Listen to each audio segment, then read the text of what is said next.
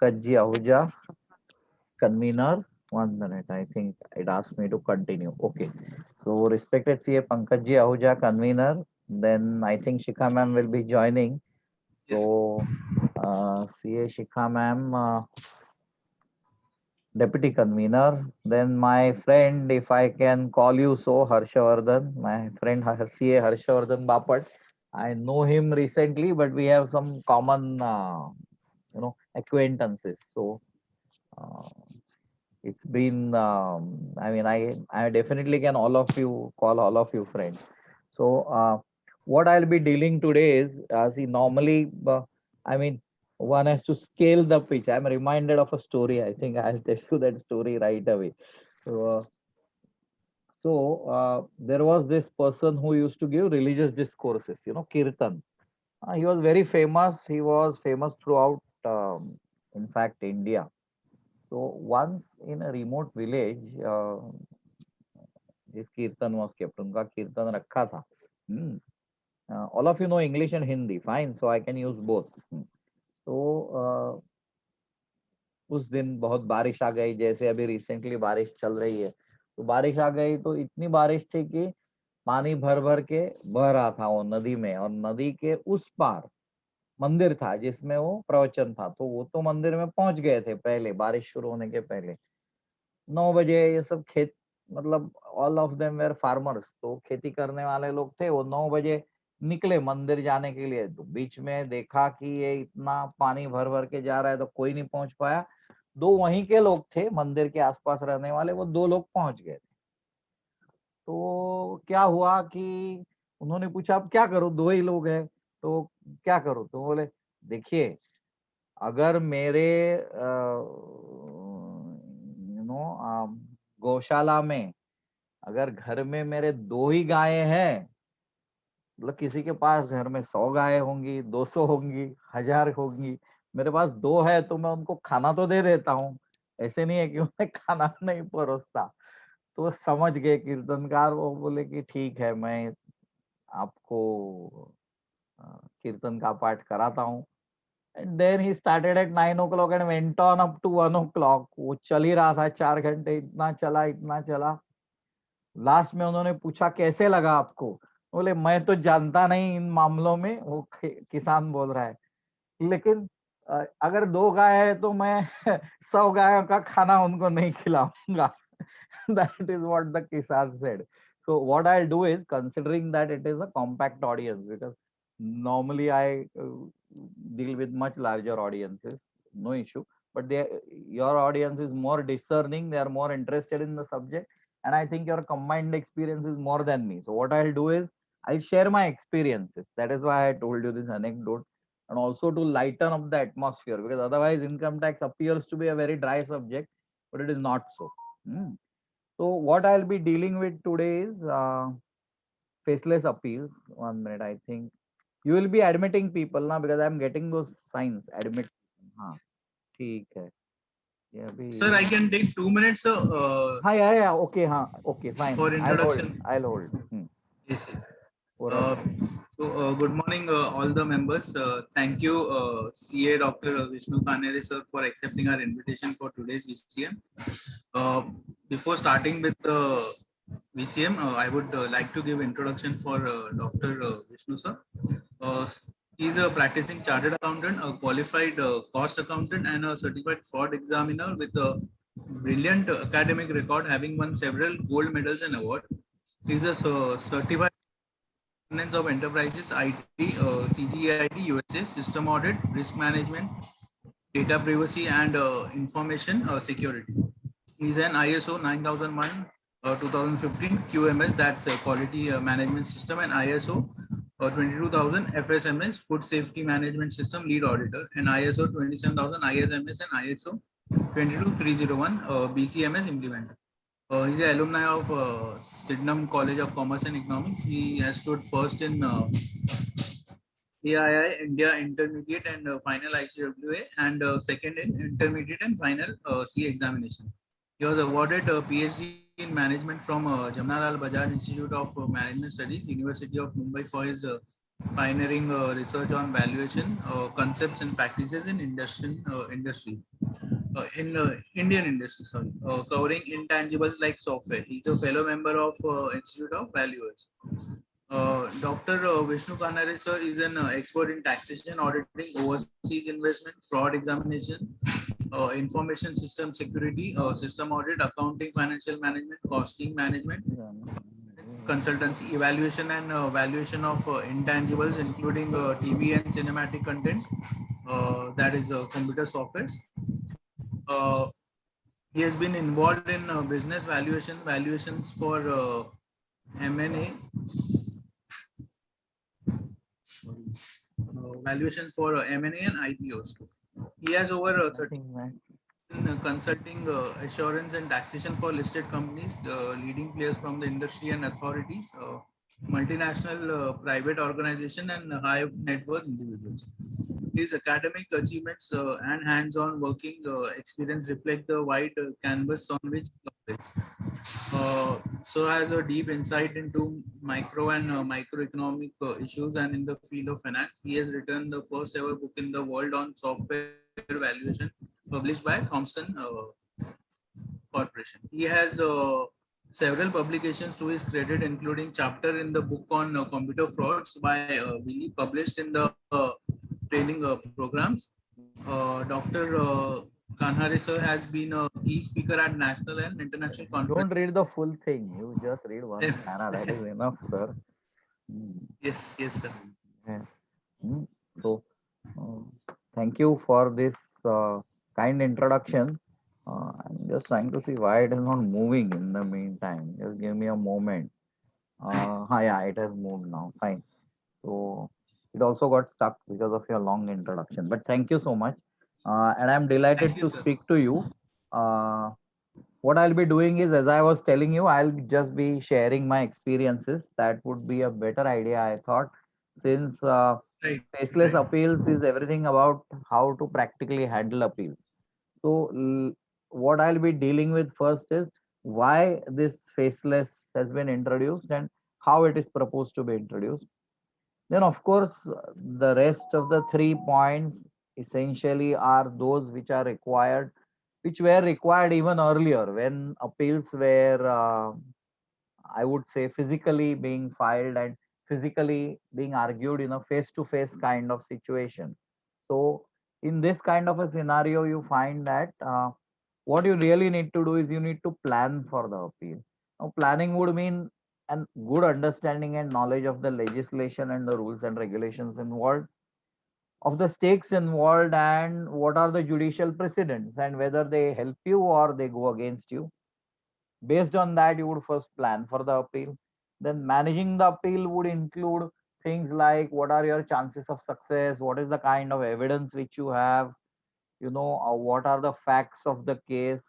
A lot of aspects come in there which I'll be touching upon briefly. And administration, as you know, would be the logistics of actually filing the appeal, earlier physical, now faceless. Then we will move on to, mm, why is it not going? I think I'll have to click. Fine, it has come. Then we'll move on to the context of faceless. That is, what are the similarities between a faceless appeal and a physical appeal of the past. And we'll also touch upon when is an appeal necessary, because there will be situations where you have other options than an appeal to deal with a particular matter. Also, we need to know when an appeal is maintainable, because there are certain situations where you cannot file an appeal. So we should be aware of that also. We will then go on to a brief checklist. What should we have at hand before we file an appeal? Not just in terms of physically uploading it, but in terms of actually going ahead and filing an appeal. Hmm. Because fact remains that the appellant is the assessee who is different from us. We are the authorized representatives, chartered accountants. So there are some do's and don'ts which we have to follow in terms of a checklist before we actually file an appeal on behalf of the client. Then, of course, there are provisions relating to belated appeal and condonation of delay. Then, whether and how fresh or additional evidence could be admitted. then also whether additional grounds of appeal can be taken up and some case law pertaining to that, and then procedure for filing and the workflow. We'll briefly touch upon that if time permits. Why I have not emphasized it just now is maybe once the website, that is our version 2 of the website, settles down and their screens and all the functionalities are finalized, it would then be better to comment upon it rather than on the basis of what is currently extant, because currently appeals are not getting filed somehow or the other.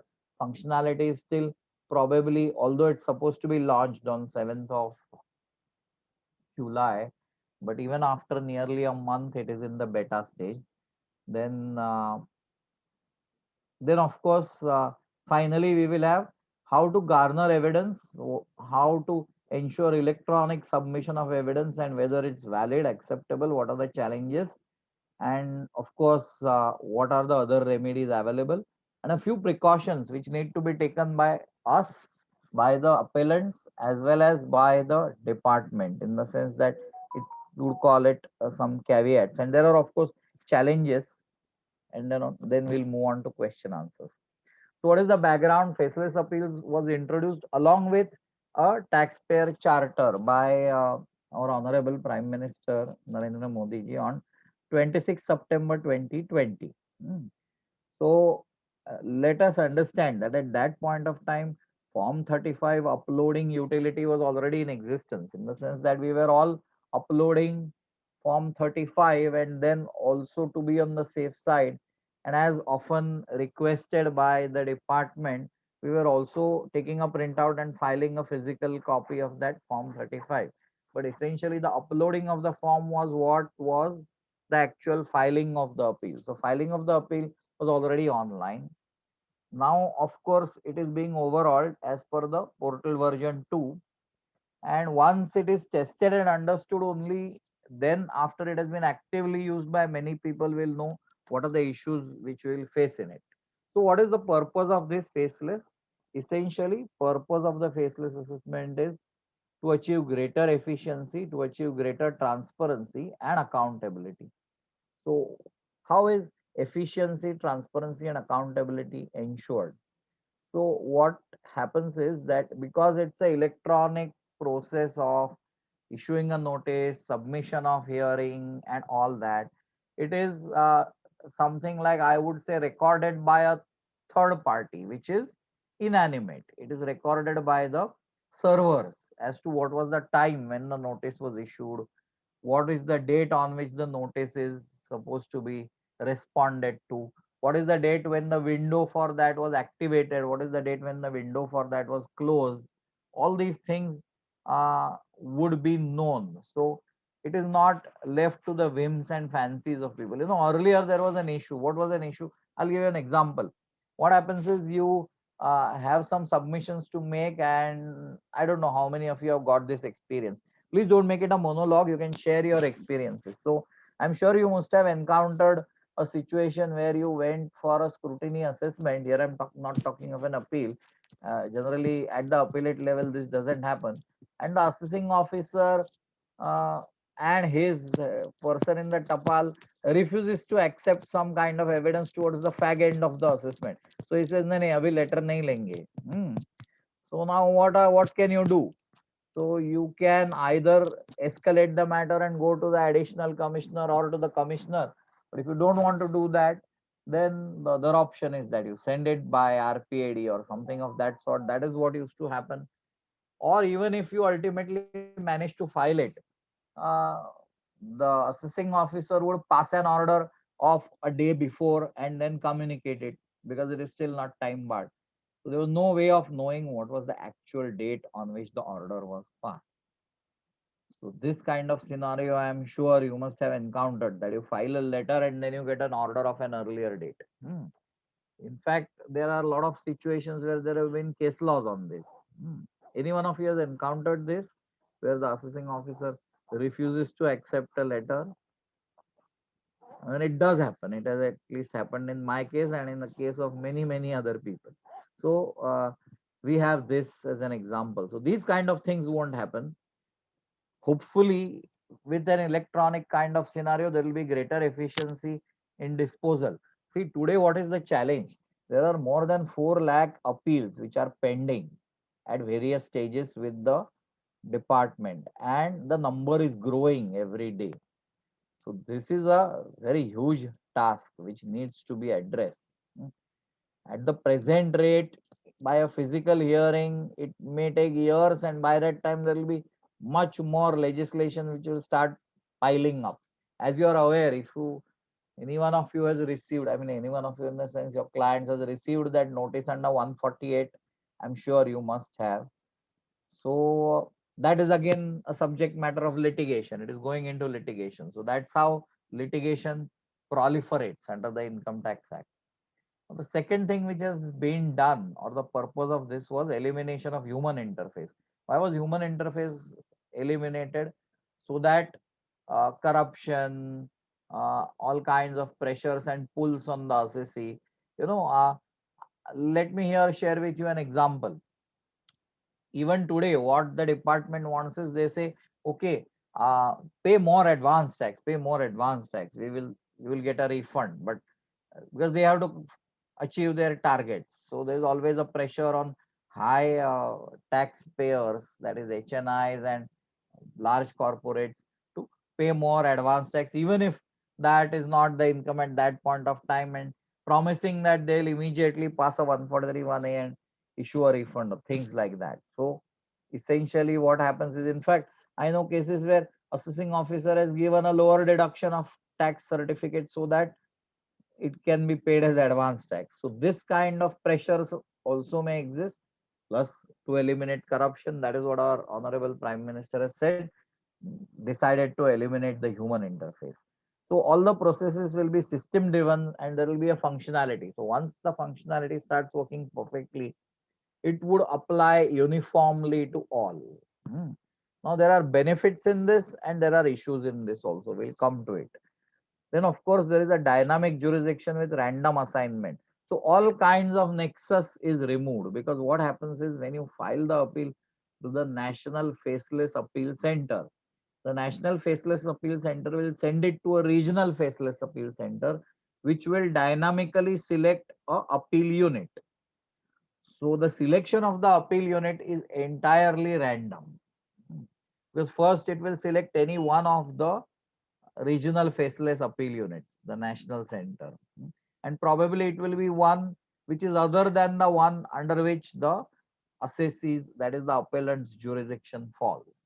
Once that is done, then even within the RFAC, that is regional faceless appeal center, it will select a appeal unit which is at random. There will be many appeal units which will be there in it. So this is a system driven process and it's a dynamic jurisdiction. Then honoring the honest taxpayers, we have been provided with a taxpayers charter. So we'll see how well it is implemented. Now, once you have an order, say you have an assessment order, what are the options with you? Let us quickly see. Either you can go for a rectification under 154 or 155 if you think that the mistake is apparent from record. Now, what I suggest is, of course, you will be aware of it, but even in the faceless era, there is no option or no alternative to knowing some critical case laws. Uh, for example, moment 154 comes, a bell should ring that, oh, it is ITO versus Patel Volkart, that Patel Volkart brothers, because there it has been held, and it is a very important judgment. It has been held that, uh, you know, anything which requires a process of reasoning cannot be said to be a mistake apparent from the record. So what is a mistake apparent from the record? It is something which is apparent from the face of it and does not require application of mind. So this is a very important judgment for rectification. So if you are sure that it's a mistake which is apparent from the record and is visible on the face of it, like a totaling error or the error in the application of a particular section. Okay, section 80C, the limit is 1,50,000, and well, instead of that, the limit has been applied at 1 lakh or something of that sort. Then that is something which, yes, can go under rectification. For that, you don't have to go in for an appeal.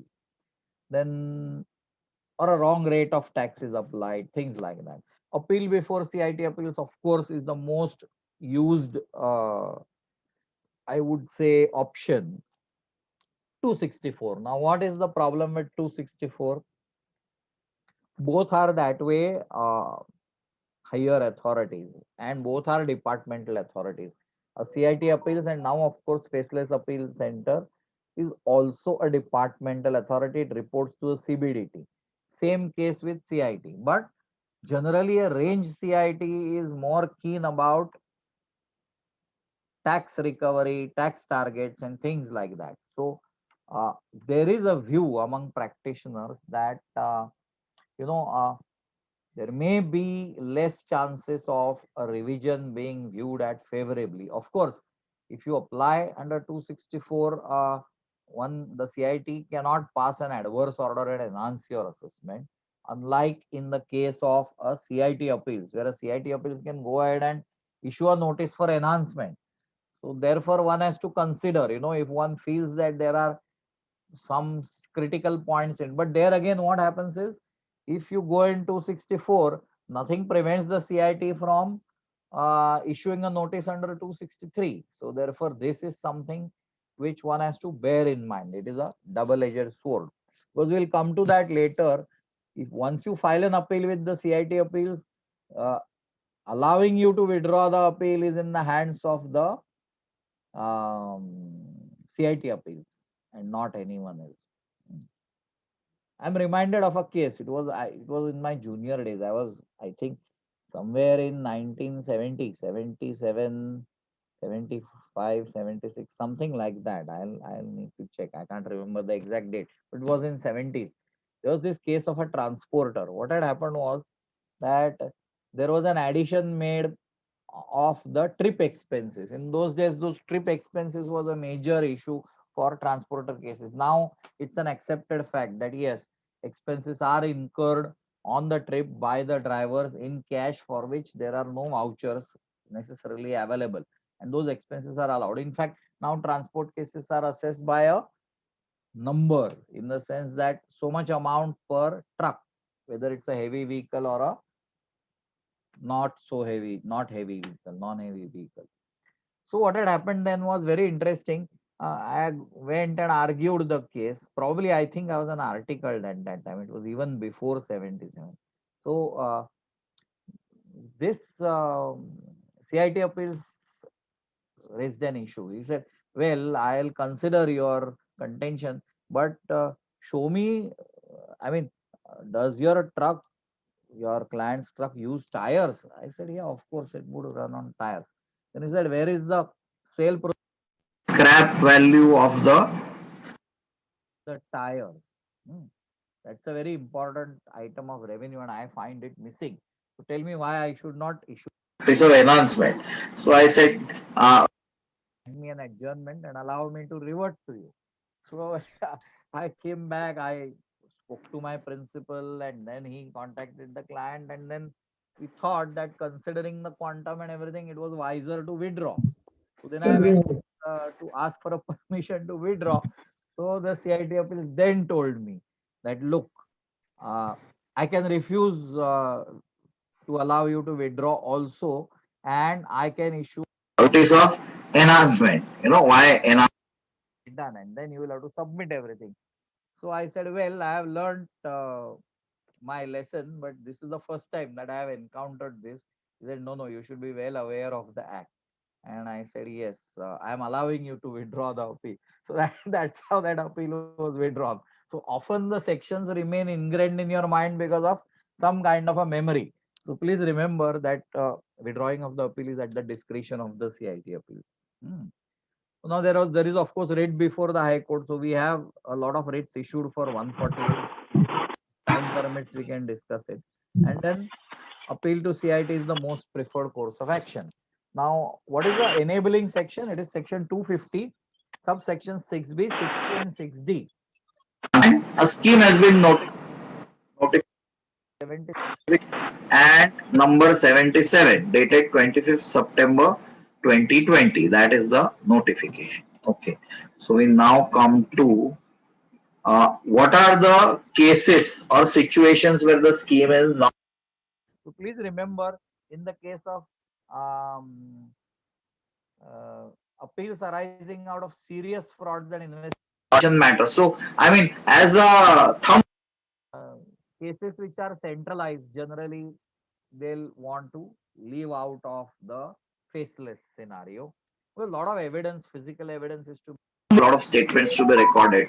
Then appeals are tax evasion matter. so where there is a search, but a large small search. Appeals arising out of sensitive and search matters. Appeals arising out of international taxation. Appeals arising out of black money, undisclosed foreign income and assets, and imposition of tax act 2015. So these are not covered under faceless scheme, right? So let's now come to the planning for the appeal, that is understanding the legislation. As I was telling you, see what happens is that you need to understand the facts and look at the facts in the context of legislation. So how do you look at any legislation like Income Tax Act?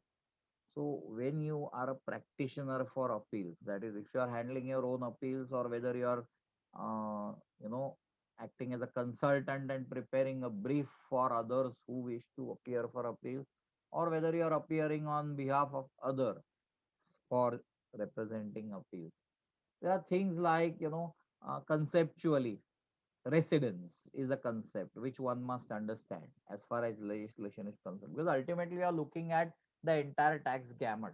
So what happens is 4, 5, 6, these are three sections, rather up to 9 I would say, are sections which are largely ignored by practitioners. Why? Because there's nothing much in it. What is 4? 4 is charging section, but those are very critical, because that is where you understand that income, what is liable to tax is income. So that concept of income and capital versus revenue all arises in the charging section. Now, unless we understand that, and whether a person is an assessee or not, and what are the different sources of income. So if an income doesn't fall in, it falls in a particular source, then it won't fall in another source. I'll give you an example. Now there is the case of Shambhu Investments, but there is also the case of National Cold Storage. So although Shambhu is Supreme Court, and I think this year National Store Cold Storage is Gujarat High Court.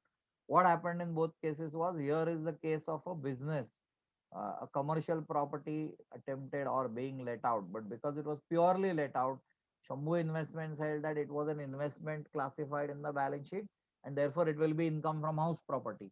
Whereas in the case of your Gujarat Machinery or Gujarat National Cold Storage, I'll remember the name. I'll give it before the end of the lecture. So in that case, what had happened was, it was a cold storage, and there were movers, that is, those forklifts, etc. And there's an arrangement for storage made in a systematic manner.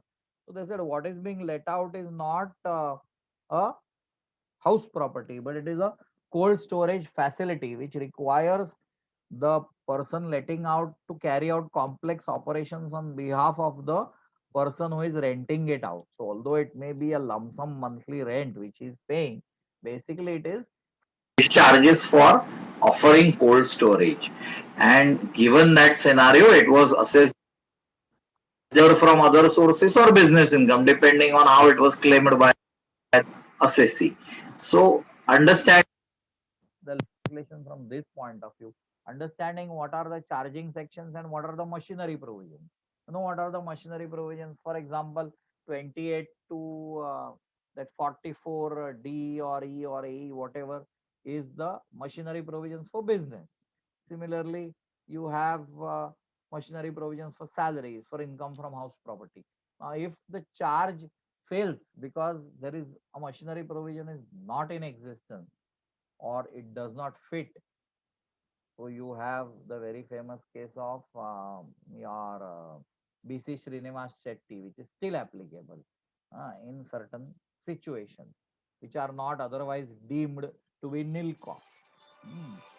So what is that this awareness or understanding is something which is bound to remain a basic requirement in the faceless era.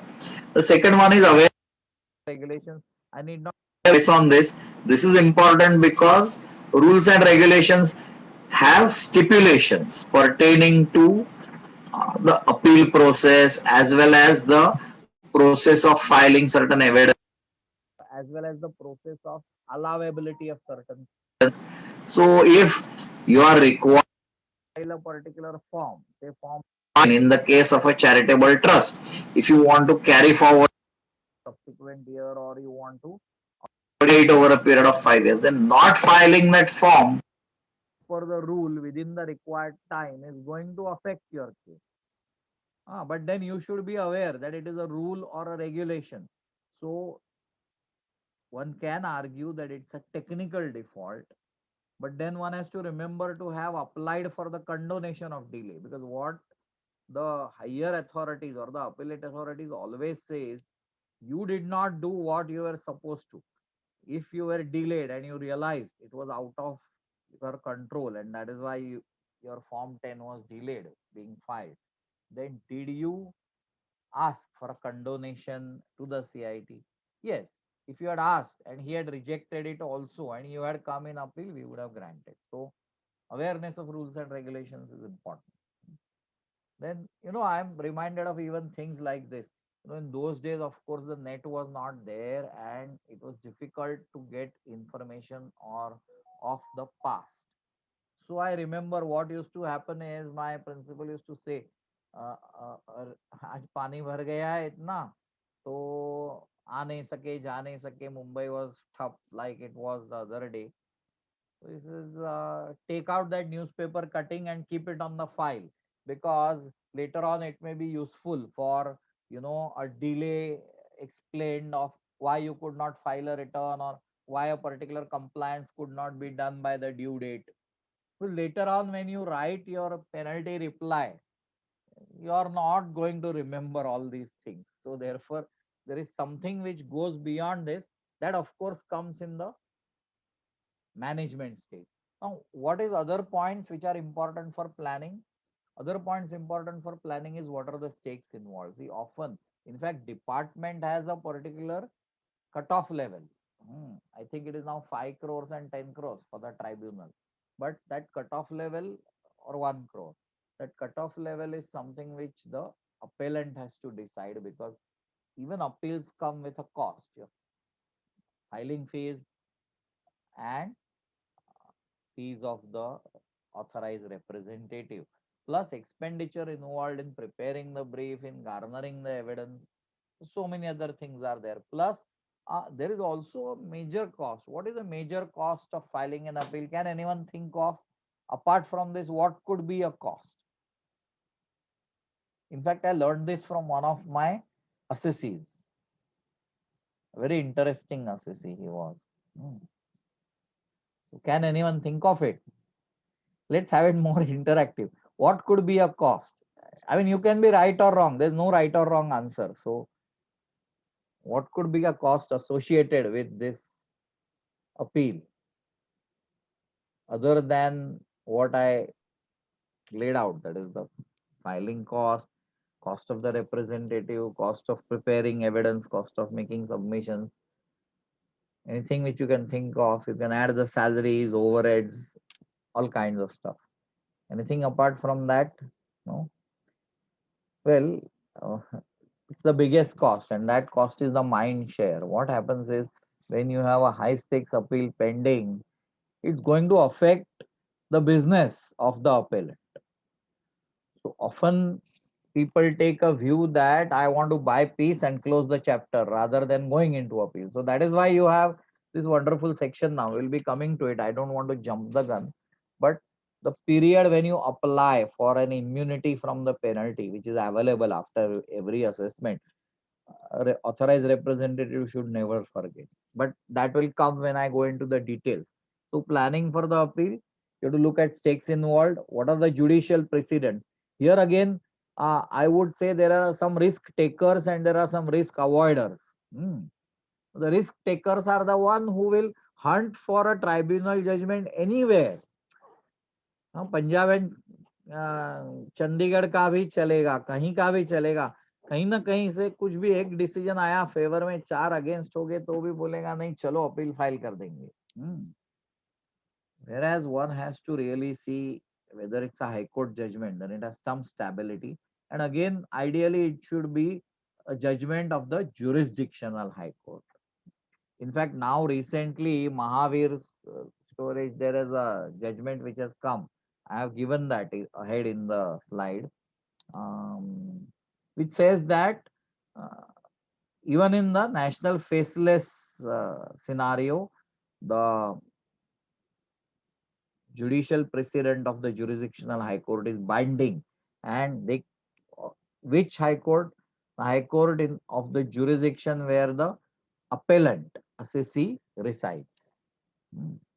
Now sometimes you may feel and you have to then decide that whether the stakes are high and whether you need to engage an expert who is more expert than you.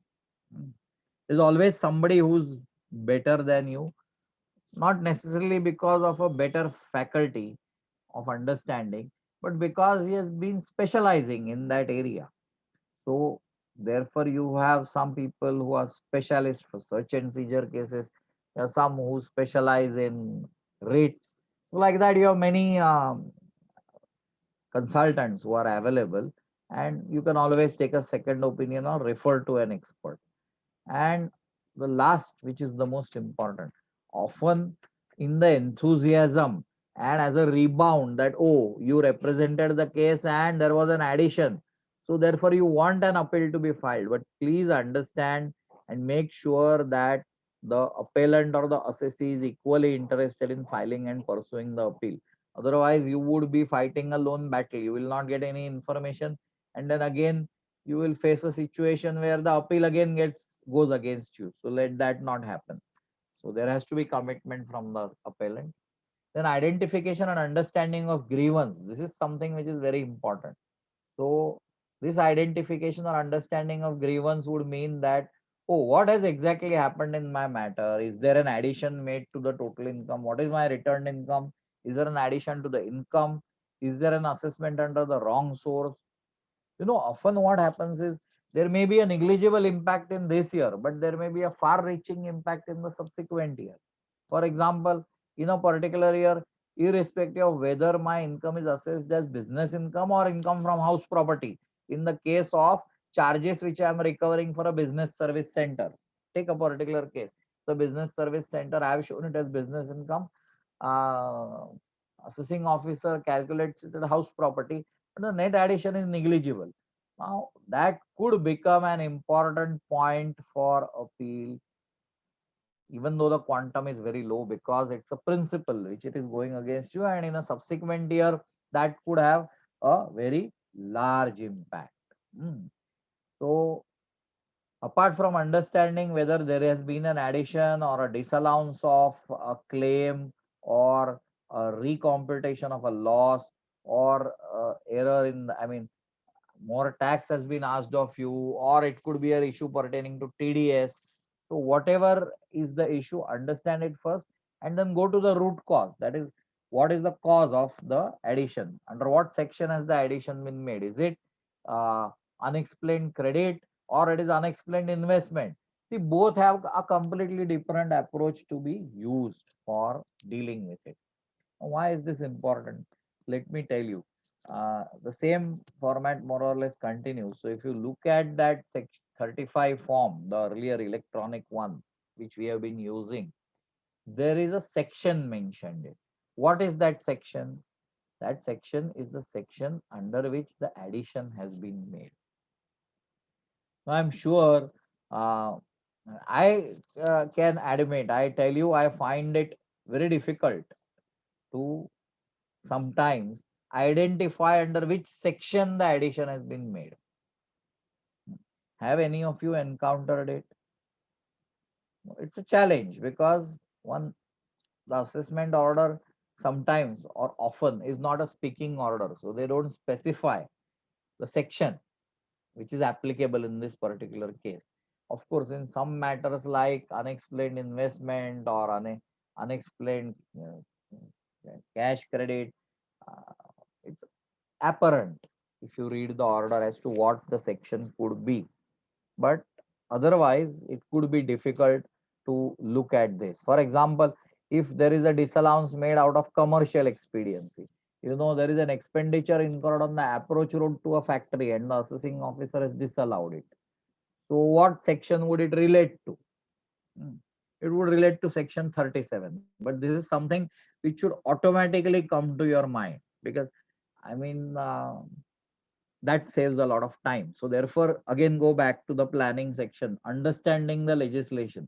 So you have to understand the legislation from a reverse perspective, not just section wise, but an understanding of what are the situations which you have encountered. Now, preparation of grounds. Now, another thing, often it is found that, uh, you know, grounds of appeal often have things which are not really related to grounds of appeal, but more related to facts. So you end up having 7, 8, 9 grounds of appeal, and then the CIT appeals clubs them and says that, oh, but these are repetitions or these are not relevant. For example, all of us is very well aware that the CIT appeals cannot do anything with the penalty proceedings. They are initiated, fine. So when, if and when the penalty gets levied, that is when you get aggrieved and you have a right to appeal against that. But we find that in many cases, appeals do have that ground added. So that's a frivolous or a wrong ground to add, but genuinely you can add grounds of expenses which you really say, disallowance of expenses which you really do not want to pursue. What is the reason? Because there is a view on this. The view is that rather, I mean, CIT appeals always like to, or liked in the past, in the face-to-face era, to pass an order which said partly allowed rather than saying fully allowed. Of course, many people did not have any reticence in even passing orders where it said fully allowed, but it's a psychological thing. Okay. So we then come to quality of available evidence. Now, quality of available evidence. What is evidence, really speaking? Let us look at the claim. The claim is whether a motor car, newly purchased motor car, purchased in the month of March, was put to use. That is what you are claiming. Now you put it to use and you are claiming depreciation. The assessing officer feels that you only got the invoice and you have not actually put it to use. It's a big car. It's a car worth, say, something like 30 lakhs or 50 lakhs. And so therefore the depreciation is claim coming to 3,75,000. So it disallows that depreciation claim. What could be the evidence available for this? One has to look at, and then one starts understanding that, oh, why did I not give it at the time of assessment? Because then that situation of additional evidence or fresh evidence comes to aspect or comes up, really speaking. So what could be evidence to ensure that such a claim is allowed? Think of. Normally, at the most, what happens is when you have a car purchase, you give the purchase invoice, you give the delivery receipt, you probably give a copy of the RC book, which shows that the ownership is lying in the name of the assessee. So these 3 or 4 things are those which you furnish or produce. Now, there are many things which can happen. What are those things? I'm just giving you an example. And so then you know what is the quality of evidence. One thing is the person can state, so he can state that yes, I have used the car and it has run so many kilometers. You could have uh, petrol expenses debited in the books. Probably you have filled up petrol at a petrol station and you have paid by credit card or you have paid in cash, whatever it may be. So those entries reveal that yes, you have actually purchased petrol. Everyone knows that unless you take a car to the petrol pump, petrol cannot be purchased. But in that case, obtain an invoice. Tell the assessee that when you buy a new car, at least have few invoices obtained with the car number put on it. Toll. If you have crossed the toll, if nothing else, if you are in the city of Mumbai, as we are, just cross that this thing, what is it called, C-link. If you cross the C-link once, you will get a receipt with your car number on it. You will also get SMS. You will get a lot of information. Yes, the car is out on the road. The question is beyond doubt. So nothing can be done about it. So quality of evidence is what? If it is internal evidence, it is a self-serving affidavit, it doesn't work. If you have a third-party evidence, it becomes irrefutable. Another example, agricultural land. Often this is a issue. Urban agricultural land is a very contentious issue. Uh, I won't give the details here because it is a long topic, but suffice it to say that there is a Supreme Court judgment about this, which talks of 11 things which need to be checked. I mean, it's not given as a list, but when you go through that judgment, you understand that there are 11 different things, like what is the 7 by 12 or whatever is the land record, whether it shows agricultural receipts of payment of agricultural tax, a certificate from the talati or whoever is the village sarpanch, that is the village authority. Then you have bills of produce sold in the mandi or in shops. Then you have payment receipts to workmen, purchase of fertilizer, things like that. You have GPS coordinates and Google images. So you could have affidavit of your neighbor or a statement of your neighbor which says, yes, I know he was growing these crops. There could be even photographic evidence. So many things are possible. Now remember, out of this, which evidence is clinching, you have to understand, and which evidence may not be clinching. So that's about quality of evidence. Then marshalling the facts and garnering the supporting evidence. Often what happens is there is good evidence, but it's not available. I'll give you an example. I had one case where there was a shop which was in doldrums because there's competition from your Zomato, this, that, etc. Whatever. I mean, there were other competitors, large department store next to it. So it was not doing well and it was in debt. So it borrowed monies from various sources. Now the problem is that case came up for scrutiny and the creditors were not ready to give the confirmation. What they said was that nothing doing, we are not going to give you confirmation. You pay us some money, only then we'll give you the confirmation. So this was a big challenge. And now, moment you have this kind of a situation, then getting that evidence as a confirmation from that party is something which is very critical for the claim of a your borrowing. So credit worthiness, copy of income tax return to दूर रह गया. But even getting a confirmation becomes a challenge. So you have to see what are the kind of evidences or documents which you can actually furnish and what has actually been furnished at the assessing officer stage. Many a times what happens is these things become afterthoughts because when you are doing the assessment, you think that on the basis of your mere statement, things will get accepted. Now there is a fortunate thing. Assessments are also faceless. So we have an opportunity of furnishing everything. Think peacefully, plan that, okay, if this expenditure gets disallowed, what would be a clinching evidence? And try and furnish that at the first assessment stage itself. Just allow me to drink water.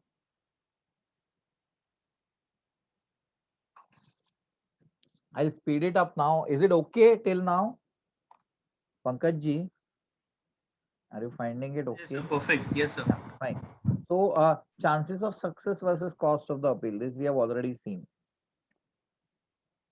Now we come to the logistics. So, see, when you are going to upload, either there will be a what you call that e-verification. So there will be a OTP and things like that. So availability of the appellant or the assessee is something which is very much required. At least availability on phone or accessibility on phone. Then consent and concurrence is also equally important. Often people feel or argue that the appellant or the assessee signing the form. So his signature on form 35, either a physical signature or the affixing of the digital signature or the OTP it's itself proof that he has consented to filing the appeal or is concurrence to file the appeal. But don't be fooled that way. Often assesses turn around and say, मुझे कुछ मालूम नहीं है, वो मुझे बोला तो मैंने OTP शेयर कर दिया. I don't know what he is doing. वो सब वही करते हैं. So this is something which is dicey. So therefore you need to explain and you need to get a positive confirmation from him that yes. So share the grounds of appeal, share the statement of facts, explain why you need to file the appeal and get a concurrence from him at least on email these days when you're not physically meeting. Then collection and compilation of submissions before assessing officer. Often what happens is you may not be the person who has represented before the assessing officer, or there may be nobody who has represented before, in the sense that assessee has represented himself or the accountant has gone. Then in that case, you have to obtain all the evidence which has been actually submitted, because you should be clear that this is what has been submitted and this is the additional evidence. Similarly, facts need to be confirmed, because often what happens is uh, we presume that the facts could be in a certain manner, but it is always better straightforward to ask. I'll give an example. The partnership firm in which the assessee and the spouse are partners. Could be either way. I mean, the man is the actual functional one, and the woman is actually the wife is the silent one, really speaking, not actually active. Or it could be the other way, that the wife is the active one and the husband is the silent one, or doesn't know anything about the business, that particular business. So in such a situation, there is a disallowance done by the assessing officer saying that, well, I'm clubbing the income. Hmm. Naturally, you file an appeal and try to say that the income is earned in the own right, presuming things. But let me assure you, often it is a situation where you have never interacted with the spouse of the appellant in a manner to understand whether the spouse is aware of the functioning of the business and of the partnership firm. So one needs to be very sure that in case the person's statement needs to be recorded, or if that person is questioned, the spouse, whether the spouse will be able to answer, is something which has to be taken into account. So confirmation of facts is very important. You have to factually ask. See, always lawyers also, when they represent, I think that is what they are supposed to do. They are supposed to factually find out कि आपने क्या क्या किया, आपने चोरी किया है, murder किया, वैसे what are the facts. I mean, what we are dealing with is not at all like that. It's not of that gravity. But whatever are the facts, so have you used the motor car for personal purposes? Well, if you have, then it's like the lizard. You know what happens is, वो lizard के ऊपर जब कोई झाड़ू या कुछ मारते हैं ना, तो वो अपना जो पूंछ है वो छोड़ देती है और वो भाग जाती है. तो क्या हो जाता है, हम लोग जो ज्यादा हिल रहा है वो चीज के ऊपर इमीडिएटली अटैक करते हैं, वो पूंछ होती है और वो एक्चुअल रिजल्ट गुल हो जाती है. वैसे what you can do is, don't try to be ambitious and adventurous and say no, my car is never used for personal purposes. But you can always say that, अरे 6 days of the week तो we are working, in fact Sunday also we come to work. But ठीक है, 1/7 एक दो round हो जाते हैं Sunday को ऐसे ही पर्सनल प्राइवेट, तो 1/7 you claim as disallowance, so that is reasonable. Pay what is due to the government, but don't pay excessive. Okay, so we were on confirmation of facts. Then compilation of case laws. We already are aware that ideally those case laws which are of the jurisdictional high court or the Supreme Court are the ones which should be relied on. Now here again what happens is, you read in a commentary or a book, Palkewala's book or any other book about the case law, Ranina's book, you read the context of the case law and then you directly quote it. How many of us have done it? Even I have done it sometimes because of paucity of time. Ideally, how should you compile case laws? You should first go through the entire case, whether it really fits your circumstances. If it does not, what part do you want to rely on? Do you want to rely on a statement made in that case? Then you look at that and pick it up. Don't just refer the case because the text or the commentary says so, or because somebody's write up or somebody's presentation says so. Make sure that time is well invested, because you will remember that case forever. I still remember, to give you an example, a very well known, these are milestone cases and they should always be remembered. Kedarnath Jute. Kedarnath Jute says that, what is it? That even if an expenditure is not booked in your accounts, it is not, does not find a place in the accounts also. If it is actually incurred, then if you are following mercantile basis, it is definitely allowable. That is Kedarnath Jute, which is a very, very significant judgment. Similarly, you have your Calcutta Discount Corporation, where what does it say? It says that uh, there can be an expenditure when there is no income, and yes, an assessee can incur a loss. It is not necessary that an assessee always makes profit. Department or the revenue cannot force an assessee to make profit.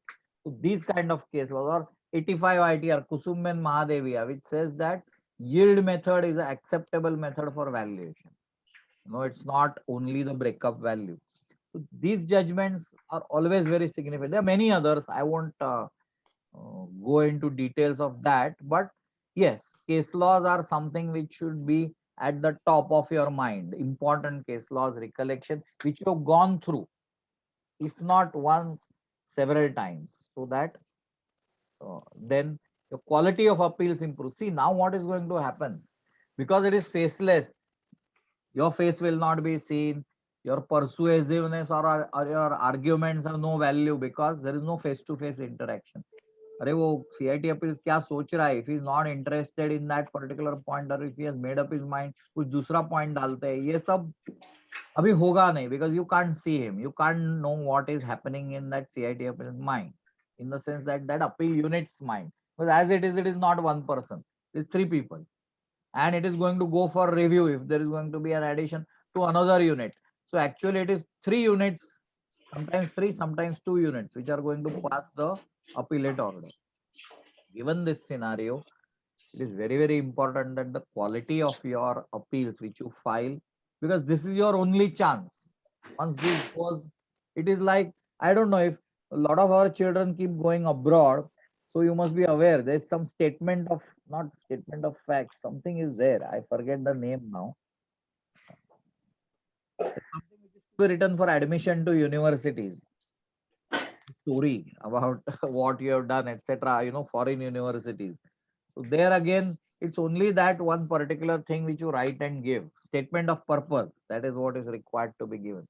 So there people take great effort. There are consultants who prepare it for you and tell you what would fetch you success in a particular university.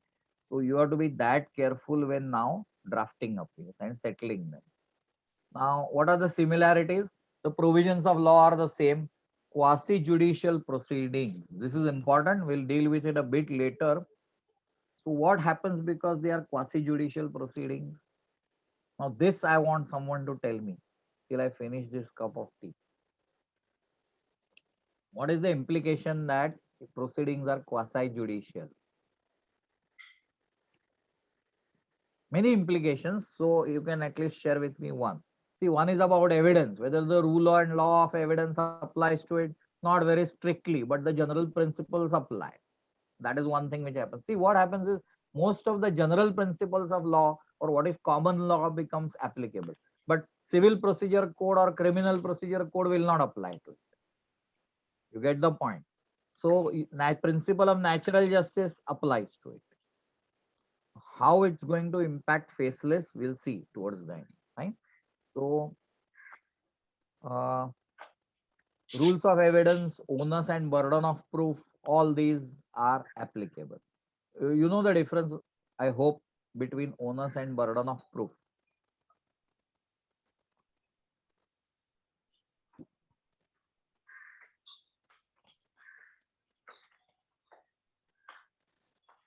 The burden of proof is like first service. Just now tennis or badminton was going on. We saw wonderful 55 point, whatever, 55 stroke tally. So when the person first makes the service, serve, that serve has to go into the correct court in the correct manner. means burden of proof is on the person who makes the statements or makes the claim. I say that in my books I have got a loan of 50,000 from Mr. Z. Fine. Then you prove that Mr. Z has given you the loan. Give his confirmation, give his income tax number, give his PAN, prove his credit worthiness. That is your burden of proof. Now, once you have discharged this by filing confirmation, by filing a copy of his income tax return or bank statement, and shown that the check has come from there only, genuineness of the transaction. Once you have discharged burden of proof, then so once you have made the correct service, then what happens? On the other side, the other player now has a responsibility or a requirement that that player has to return the service in the proper manner and it has to fall into your court. So same way is onus. So onus keeps shifting. वो ball वहां गया तो उसके ऊपर onus आ गया. So now assessing officer के ऊपर onus है. If he wants to show that it is not a genuine loan, तो वो बुला के स्टेटमेंट रिकॉर्ड करेगा. स्टेटमेंट रिकॉर्ड करने में वो आदमी बोल देगा, अरे नहीं सर ये एकोमोडेशन एंट्री है, मैंने ऐसा लोन वोन कुछ नहीं दिया है. Now he has to rely on that. So assessing officer says, बोलो ये आदमी ऐसा बोल रहा है, उसको लाओ, मैं क्रॉस एग्जामिन करता हूँ. बोलेगा आपने पैसा नहीं दिया है, ऐसा नहीं दिया है तो आप मैंने ये लौटाया कैसे आपको, एंड ये आपके बैंक अकाउंट में एंट्री है. You ask him questions that why had I given the money or why you had given or whatever, and then he agrees that yes he has given it.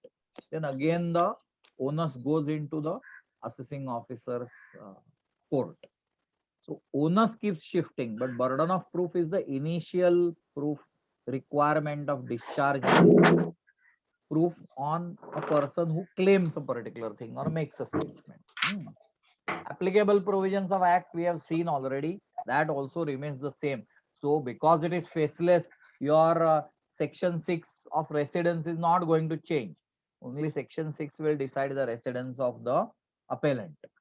Now, same parties, same players, same roles in the process. Now, what are the differences? The filing and proceedings are faceless. Then allotment of the case also between the different units would be faceless. Process of communication and service of notices is faceless. This is a big challenge. What happens is assessees are not tuned to check their mail. Often it goes into their spam. Similarly, who will check daily the website? If not daily, at least weekly. That is a big challenge, because nowadays what happens is the service is either going to be on website or it is going to be based on SMS. Once the app comes in, the app is going to come, or it will be based on an email communication. Very rarely, sometimes there will be a physical notice also by post. So given this scenario, often we have a crisis because many days of the compliance go away because assessee or the appellant only has not communicated about the notice. So in electronic and faceless process, attending to pending tax proceedings is going to become a major challenge, and whose responsibility it is to verify and revert. So as fellow professionals, I would advise you that it's very important you make it clear with the assessee that it is his responsibility or her responsibility primarily. And I mean, of course, we have software and we have people, but don't take on an additional responsibility if it is possible. I mean, if the assessee has to be that much interested in his tax that he verifies and is alert about the emails which is being received by him. Then adjudication and passing of the order is by multiple teams, as we already saw, because there will be an initial appeal unit which will frame an order. Then if that order varies from or disallows or upholds what the assessing officer is saying or makes an addition, it goes to a review unit.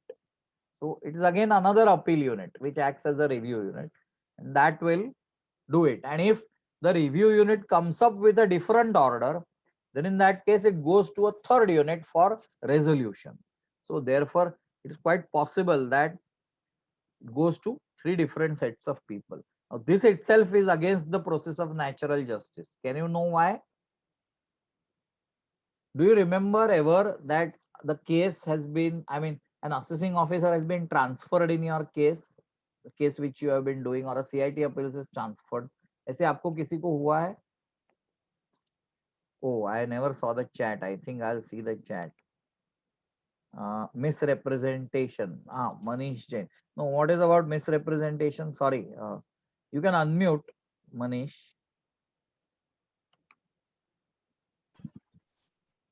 Hello. Yeah. Yes, sir. It was regarding quasi-judicial proceedings. So there misrepresentation of facts that might lead to adverse consequences. Yes. See, actually in a court, it would result in perjury. Perjury Yeah. means a wrong statement before the court, and there can be straight away jail. Now, in case of a misstatement in an appeal, what could happen is that there could be adverse consequences, in the sense the case might be recommended for prosecution. So it directly doesn't result in contempt of court or anything. But if there is a deliberate concealment, then you would eventually have penalties. Because see, now there is a very significant difference. Please understand in faceless. In fact, very good you brought up that point, because I forgot to put that here. Now there are penalties which can be levied by the National Faceless Appeal Unit also, NFAC, if you don't respond to the notices in time and things like that. So please remember that. Okay. So what I was saying was, has any one of you encountered a situation where you have been appearing, a particular assessing officer has sent a notice, and then that officer gets transferred? Has it ever happened to any of you? I'm sure it has. So some one of you at least unmute and respond to me. Tell me, has it happened to you? If so, what is the response? Pankaj ji, bataiye. Sir, I wanted to ask, do we come to know like the officer has been shifted or something like that? हाँ, पता चलता है ना, क्योंकि आप देखो एकदम original notice जो आता है ना, कभी कभी वो एक पर्टिकुलर ऑफिसर का सिग्नेचर रहता है, और दोबारा फिर Right. नोटिस आता है, उस पे अलग आदमी का साइन होता है, तो उससे पता चल जाता है. तो what is the significance of this? Often towards the fag end of the assessment also, if the officer is changed, you always get a fresh notice. तो क्या बात है इसके पीछे? इसके पीछे ये बात है कि when the assessing officer changes, or when the CIT appeals changes, he has to apply his mind afresh and understand the whole thing. Otherwise, how can you adjudicate on and pass an assessment order? देखिए, अभी पंकज जी, आपने कोई study कर लिया, वो suppose you are the assessing officer, and आपके सामने evidence आ गया, सब कुछ आपने माइंड डिसाइड किया, ऑर्डर शीट पे नोटिंग किया. अब आपका ब्रेन तो मुझे ट्रांसफर नहीं होता है, अभी वो फैसिलिटी नहीं है कि वो जेरोक्स में क्या इंफॉर्मेशन है वो पूरी, जैसे वो यूएसबी ड्राइव से यहाँ से वहां सिंक हो गई, वो होता नहीं है. So I will have to, if I come in your place, I will have to again understand the whole thing. ठीक है, some information may already be available on the basis of questionnaire, but again I have to hear you out and I have to give you a hearing if I am to pass an order. Even in a court of law, it is that way. If the judge changes, fresh hearing takes place. अब यहाँ पे आप एक आदमी पास कर रहा है appeal unit, दूसरा अपील यूनिट उसको रिव्यू कर रहा है, तीसरा यूनिट उसको फाइनलाइज कर रहा है, और हमें कुछ पता नहीं है, हमें कोई इन्फॉर्म नहीं करते, हमें कोई वो हमसे कुछ पूछता नहीं है. That's actually not according to principle of natural justice. जिसने कभी आपसे इंटरेक्ट ही नहीं किया हो, आपको सवाल ही नहीं पूछे हो, देखो एक आदमी ने सवाल पूछे, आपके मन में कुछ अलग सवाल आ सकते हैं. You have no occasion to ask any questions, you are only the review unit. तो आप देखते हो और डिसाइड करते हो. So that is a big challenge to the process of natural justice, and we don't know really how it is going to be fixed, because on this point itself, faceless can be challenged. Okay, so now we come to, I think we have how much time? Another 15, एक आधा घंटा है ना अपने पास. It's 11:45. We started at 10:30. So 12:30. Fine. Okay. So I'll pace it accordingly. So multiple teams is an issue. काफी time रुक गया तो अभी आ गया. So passing and communication of the final order is also faceless. अभी वीडियो कॉन्फ्रेंसिंग का facility शुरू नहीं हुआ है फेसलेस में, but it will have to be enabled in future, because without a personal hearing. In fact, that is what, again, there are many judgments on natural justice that you cannot pass an order without hearing the other party. जो aggrieved party hai, without hearing that party, you cannot pass an order. Then no personal attendance or interaction is a very significant drawback. See, क्या होता है? One of the judicial processes which ensures fair orders being passed is that it is not held only in exceptional, rarest of the rare cases. You know, whether there are atrocities on women or whether the privacy of an individual is at stake, the hearing is held in camera. Otherwise, all appellate proceedings are normally always done in public. That is, the order is also at least made public. Now, here what is going to happen is that everything in a faceless scenario is in camera. Person who is passing the order, nobody knows who they are. It is just a faceless unit. आपके पास order आएगा वो faceless appeal centre का order आएगा, किसी आदमी का नहीं आएगा. So we don't know what or who is the person. So let me tell you one simplest thing. Abhi, the chief minister of Calcutta objected to some judge on the panel or on the case. जो बैठे थे judge, उनको बोला नहीं ये नहीं. So that judge withdrew from the case saying that no, I don't want to continue.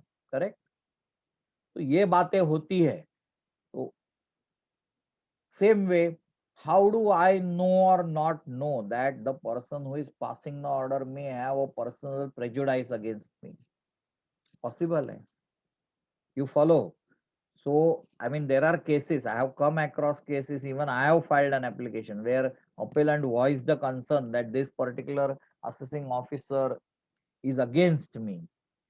So you can make an application to the jurisdictional CIT and say that, well, please transfer it to another assessing officer because we are not getting a fair trial. You have to, of course, explain why you think so, but yes, it is possible. So basically, these kind of things won't be there. Moment you don't have personal attendance, moment you don't know who's passing the order. Okay. So require special infrastructure and skill sets. These may not be available. See, these level of drafting skills, cross referencing skills, normally कैसे होता है? जब hearing होता है तो वो पूछते हैं अरे ये कहाँ है?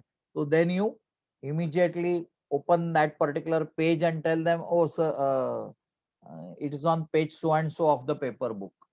ये जो interventions है अब faceless में होंगे नहीं, because you just file a document that is gone through. वो पेपर बुक खुद अपने आप पढ़ेंगे, आप जो इंटरेक्शन करते हो वो नहीं होगा. So it requires special skills to draft it with cross. आपको हाइपरलिंक देनी पड़ेगी, you know, give a hyperlink and store all those files in the within that same file, all the other evidences, so that at an appropriate place they can click on it and see what is that other file. And infrastructure, of course, if it is going to be video conferencing in future, then in that case you will need that bandwidth and you will need the computer systems and things like that, which may be very difficult in mofussil areas. Now, what are the last three most important differences? ये तो सब technical differences हुए. Disintermediation.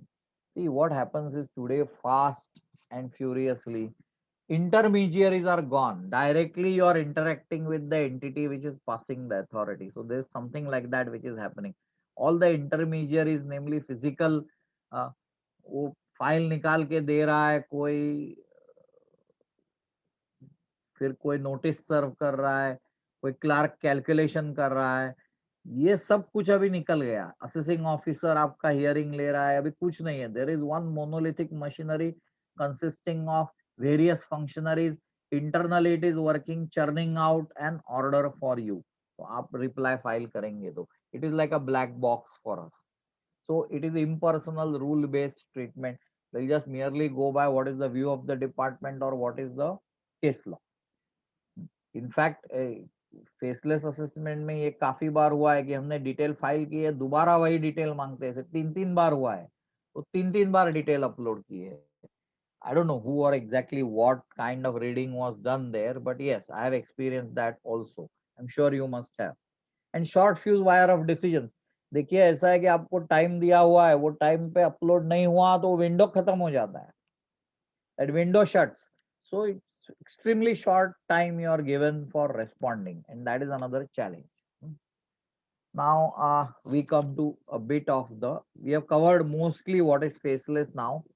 We'll quickly breeze through this. This is actually not a faceless topic, but you must understand this. The right to appeal is a statutory remedy given by the Income Tax Act. It is not a fundamental right of a person. That has to be remembered. Deduction claimed has been disallowed or reduced, then you can file. Exemption claimed has not been granted or reduced, then you can file. Addition made, change in characterization of income, liable to tax where it denies liability, like could be a non-resident. All these are examples. Objects to the income assessed or loss computed, objects to reopening, denial of liability to tax in respect of TDS, assessment departs from the return filed by the assessee, results in higher income or lower loss, rejection of a claim or carry forward. No return is filed, assessee is aggrieved by assessment order, ऐसे भी हो सकता है, or impact on other years is significant. We have considered all these examples. Now, what are appealable orders is given in section 246A and 248. So basically it will relate to quantum of income assessed, the tax determined, with applicability or otherwise of TDS, could be related to penalties, it could be related to a incorrect rectification, it could be related to an erroneous appeal effect being given, that also can be appealed against. Department has set up a certain threshold limit upon itself for filing the appeal. Now, what is the checklist? We'll quickly look at that. Proposal, scope and approval of assessee and appellant. So make out a proposal that we propose, that an appeal should be filed. What you will be doing, very clearly mention that you will have to provide the facts. We will prepare grounds of appeal and statement of facts and file it. After you approve it, if you are aggrieved, so first of all, these are the grievances as far as the order is concerned, whether you are agreeable to those. This kind of a thing is very important, this document.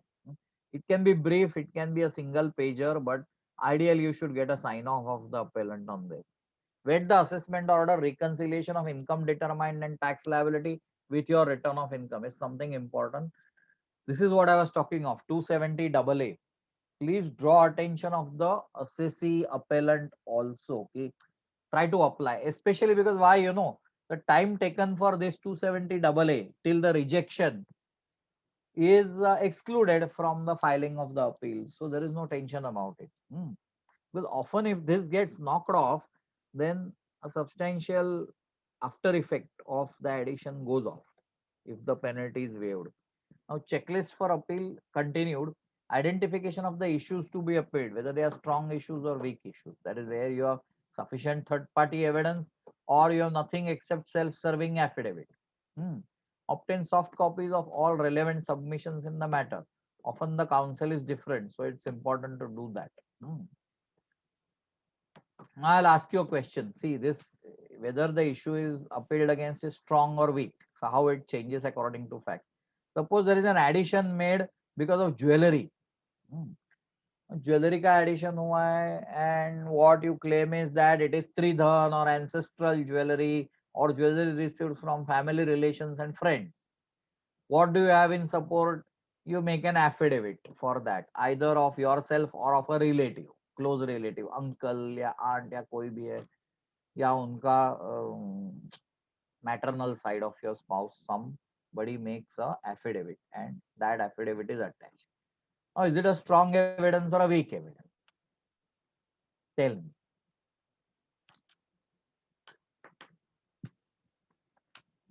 I always believe application is better than large amount of talks and words which I give. उससे कुछ नहीं होता है.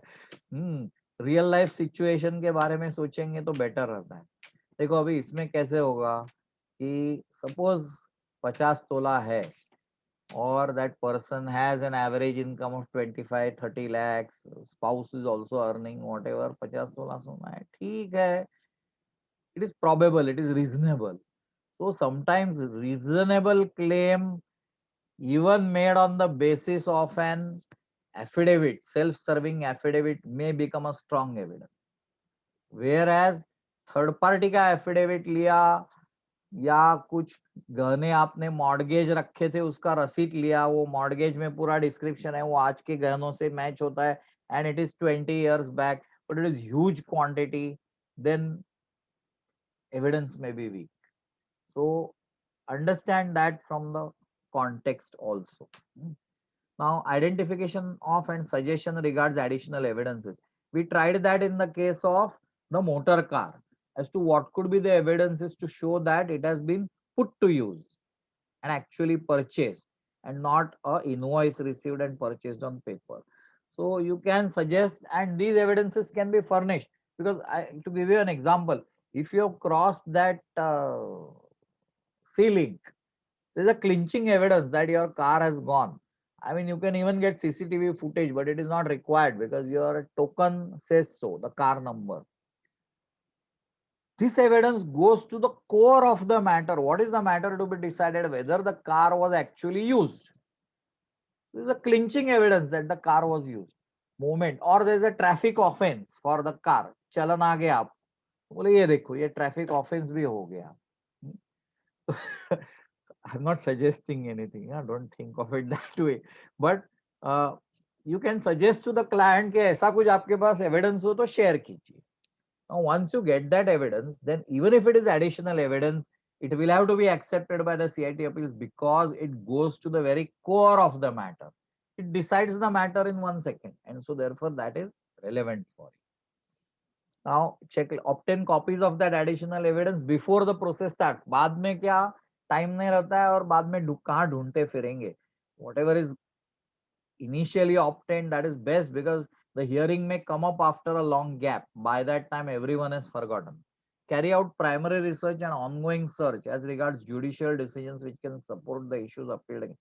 See, this thing always should be there. Some people make a diary. I used to keep, now I've stopped writing, let me confess to you. But I used to have a notebook in which any new decision which used to come, I just used to write in brief.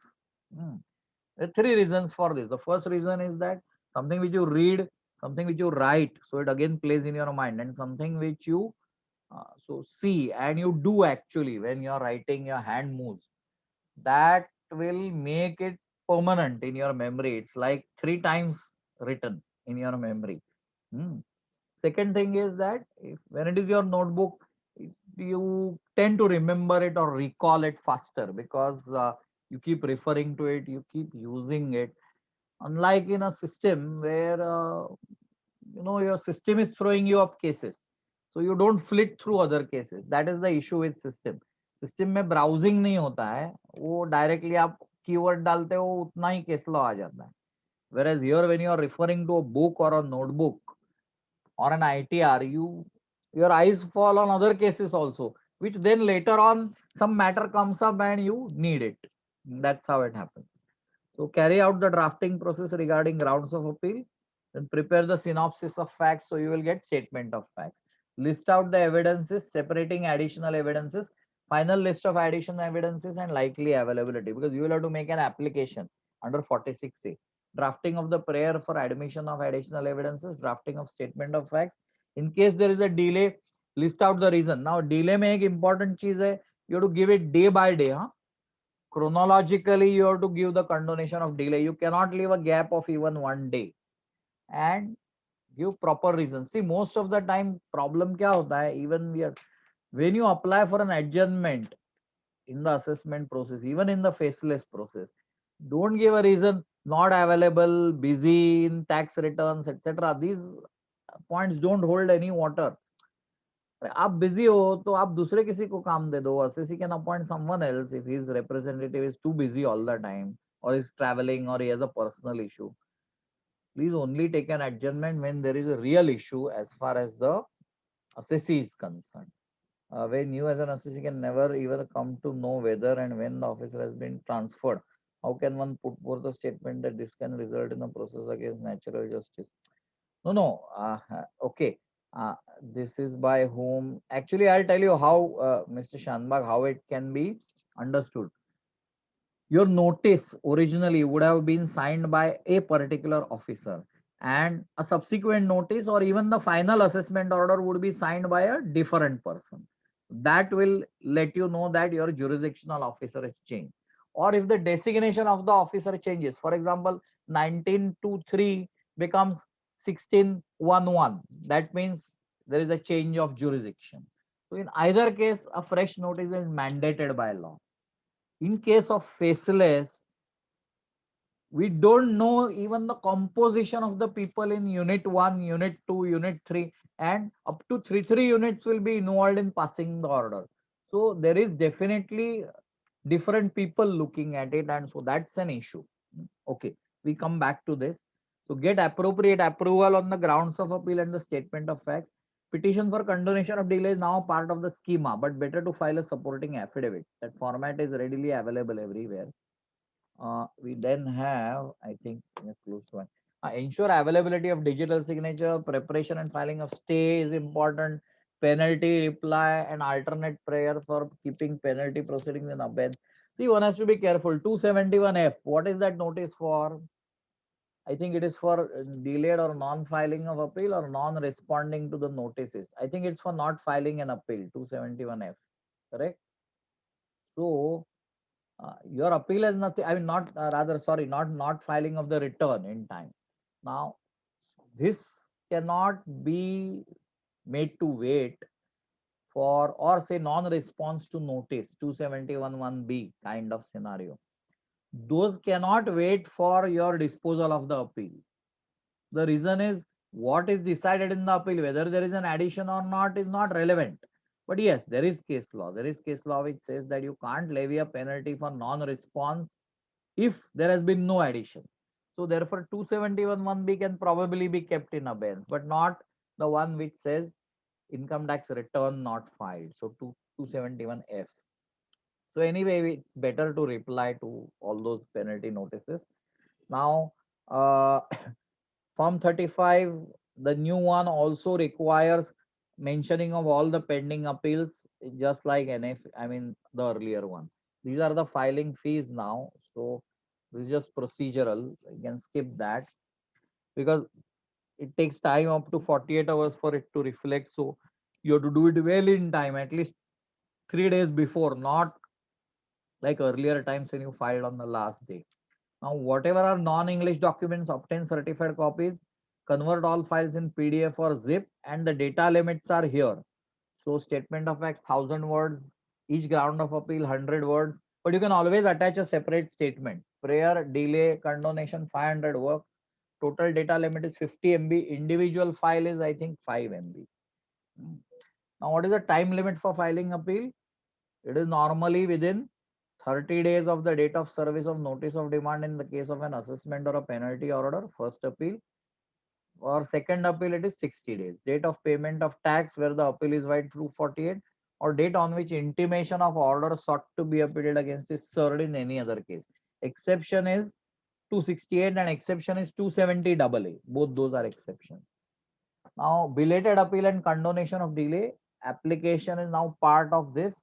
Mention the relevant date of service and due date, and chronological explanation of day, week, month wise reasons for delay is important. Cause that prevented the assist should be sufficient cause. Please remember this. What is sufficient cause has been well discussed in many judgments. It has to be a cause which goes to the root and causes a delay. Cannot merely be a reasonable cause. It has to be beyond that. Circumstances beyond control, inadvertent lapse which is not intentional, are some examples of a sufficient cause. Now, adjudication by dynamically allotted appeal unit, that is the problem. Condonation of delay, you don't get an opportunity to argue. The NFAC will dynamically allot your condonation application. That entity will pass an order, either admitting the appeal or rejecting the appeal. If it gets rejected, you have to go to the next level. So that is the problem.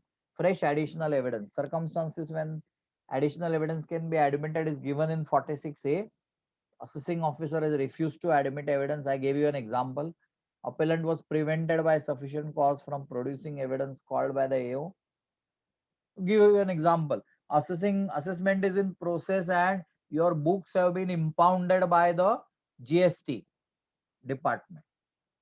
you will not be able to produce. So therefore, you're prevented by sufficient cause from producing the evidence called by the assessing officer. Just an example. Or in some other matter, the office has been sealed.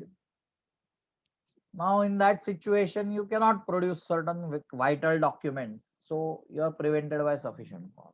And assessment may be time barring. Appellant was prevented by sufficient cause from producing evidence relevant to a ground of appeal. See, this happens when a fresh ground is taken. That ground was never taken earlier. In that case, how could you produce that document earlier? Without giving sufficient opportunities, of course, there means, I mean, you're given only a week's time or 3 days time and you ask for a longer time because the process of collecting evidence takes a longer time. Now, this is Virgin Securities and Chandrakant Chanubhai Patel, most important. If the evidence goes to the root of the case, it has to be admitted. But in any case, whenever CIT appeals admits evidence, he has to give an opportunity to the AO. Remand report is a sufficient opportunity. So that can be done. Now, cross examination has to be offered if you are recording some fresh witnesses and recording some statements or producing some affidavits of people. Assessing officer will have to be given opportunity to cross examine and vice versa. So this is what about additional evidence. Now, this is the basic principle, odi alteram partem, which is also a part of natural justice. And no man should be condemned unheard is the basic canon principles of natural justice. These two judgments are there. Kanwar Natwar Singh versus Directorate of Enforcement is a Supreme Court judgment, and Avan Gidwani versus Assistant Commissioner of Income Tax, ITAT, Mumbai Jurisdictional Tribunal judgment. Now, power of the CIT appeals is discretionary. He can condone the delay definitely. Nobody can argue about it. It's discretionary power. Additional grounds of appeal. हाँ एक लगेगा अच्छा है. हाँ उसको लाने उसको बोला था बंद करने के पहले देने के. अच्छा sorry. Supreme Court judgment is powers of the faceless assessment unit are concurrent with those of the assessing officer. CIT versus Kanpur Jute CIT. Yeah, there is one. No, sorry, this is not the one. I'll show you where it is. Powers of the CIT. There is a new judgment. This is Goods India, not this one. Is this the one? Appeal once file cannot be withdrawn. No, we have discussed this. This is a only judgment available on the faceless appeal. Or rather it's assessing officer. It's not a faceless appeal, it is a faceless assessment only. Decision of jurisdictional high court is binding on the assessee. So National Faceless Assessment Center is bound to follow the decision of the high court, which exercises jurisdiction over the territorial assessing officer of the assessee. Mahadev Cold Storage is a judgment. This is very critical because assessing officers often used to ignore the jurisdictional high court judgments and pass orders which were otherwise. Now, because you are going on a rule based scenario, moment there is a judgment available of the jurisdictional high court, that will have to be followed even in the faceless appeal kind of scenario. What is the procedure? हाँ जो बंद हो गया ठीक है छोड़िए. हाँ हूँ अभी. Filing of appeal to CIT appeal in Form 35 online with statement of facts and grounds of appeal accompanied by what? Order appealed against, notice of demand for appeal against levy of penalty, the original order of assessment from which the penalty arose, the TP order if applicable, transfer pricing order, that is allowed to be appealed with the CIT. You have a choice actually, and evidence of payment of appeal fee. Now this is that process. Actually, it's a bit complex and it is liable to undergo change. So if you want, I can explain it to you. What happens is everything goes to the NFAC and RFAC, from NFAC to RFAC, and then it goes to the unit. For example, look at the first left top corner. Appeal by the appellant, delay condonation decision, requirement from assessing unit or your verification unit or that TV. These come from, all these will come, that is anybody who interacts. For example, appellant first files the appeal, then he applies for delay condonation, then he applies for additional grounds. All this will come from them to NFAC, and NFAC will pass it on to the assessing unit, which is the processing up unit, which is just right next on the top right corner. AU1 processing unit. So appeal processing will be done. Additional information will be asked from the assessee. Assistance will be taken from the verification unit. Enhancement notice or reply will also be received by this first unit only. Draft appeal order and penalty notice. Now it goes to VUTU. That is the verification unit, where it will go through the various things and the review. Sorry, it goes to the review unit first. The review unit will do what? It will pass a draft order, look at the draft order, look at the information, look at the variation. So you have then the referee unit, which only variation in the draft order and the initial order is there. It will pass the final draft order. Point which I am making here is that everything goes through NFAC, and this AU1, AU2 and AU3 can keep on changing. That is a challenge. Okay. Now garnering evidence, just one or two slides left. Garnering evidence in terms of what happened? Hard disks, electronic evidence, SD cards, memory cards, electronic information, pictures, audio, video directly saved are primary evidence.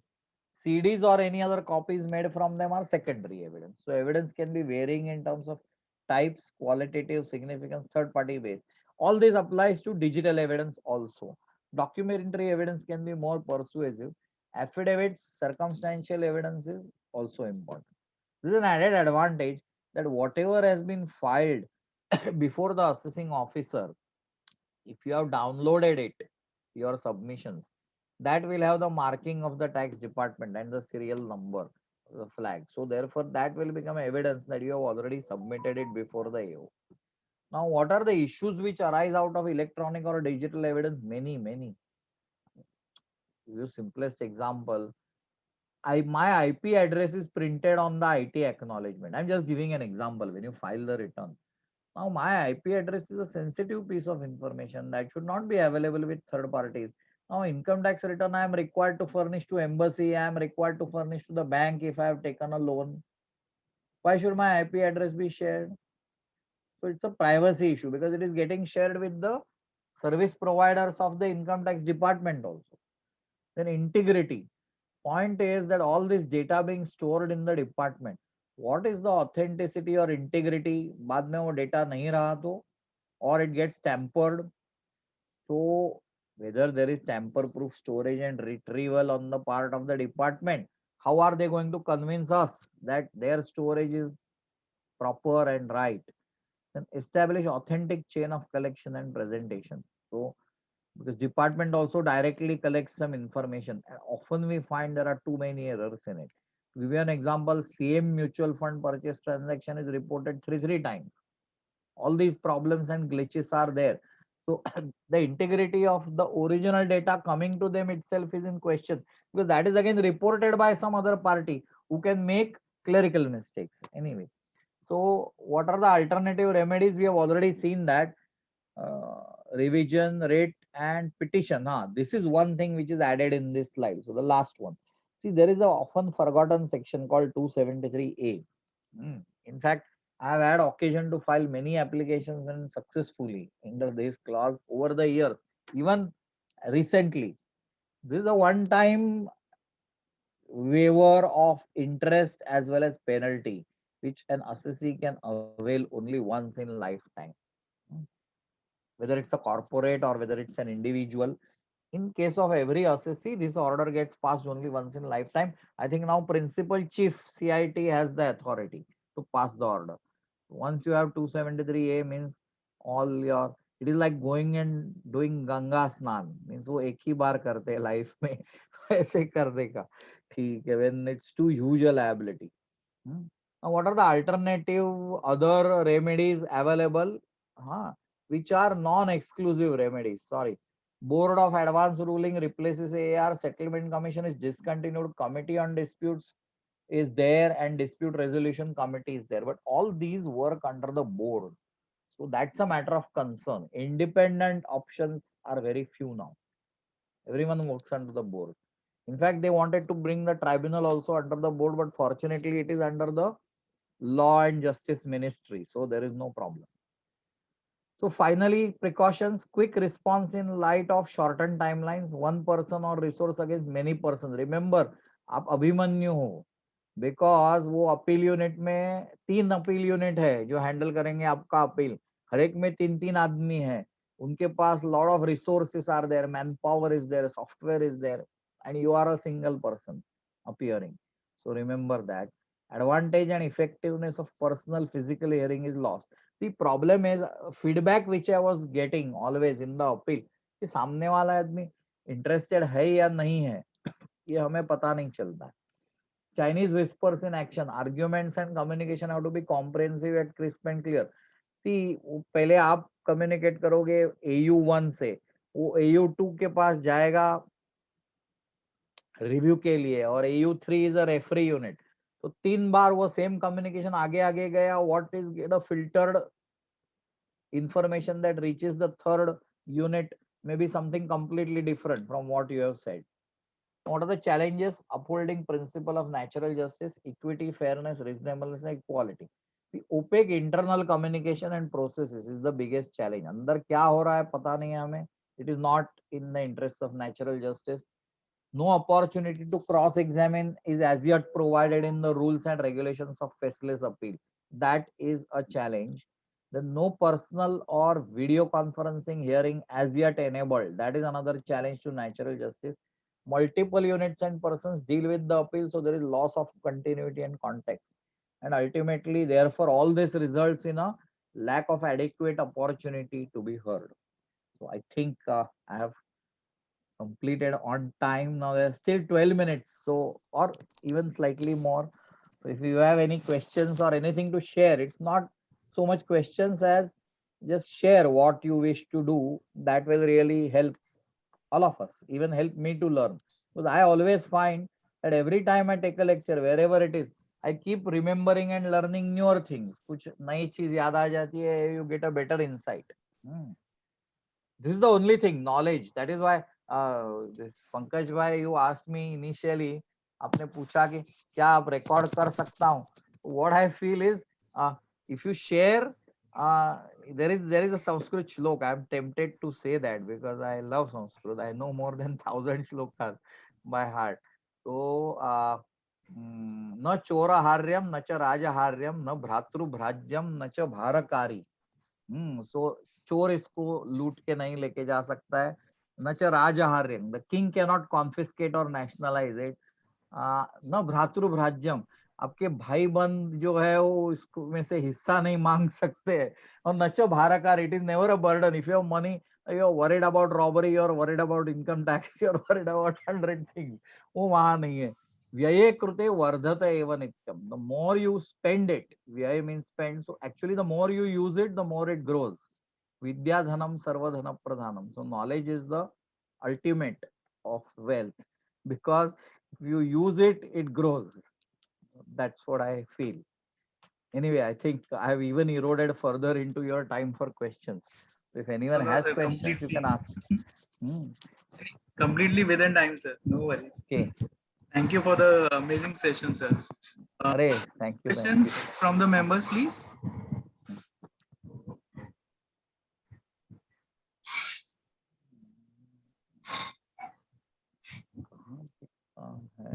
सब समझ गया सबको, I guess. Yes, either of the two, which is okay. या तो सबको समझ में आ गया या पता नहीं क्या हो रहा है. But well, it was a wonderful experience trying to teach. And yes, I should not. Somebody has sent something. I should not come in the way of a sumptuous lunch now. Oh, it's a thanks you message. So I get the message. Thank you, Krishnan, sir. Yeah, right. Yes, Shika ma'am. How are you, ma'am? Yeah, yes, ma'am. Actually, initially I was looking for you just to say thank you to you. Thank you for the opportunity. And Really enjoyed it. No, can't hear you. आपका आवाज नहीं आ रहा है ma'am. आवाज नहीं आ रहा है.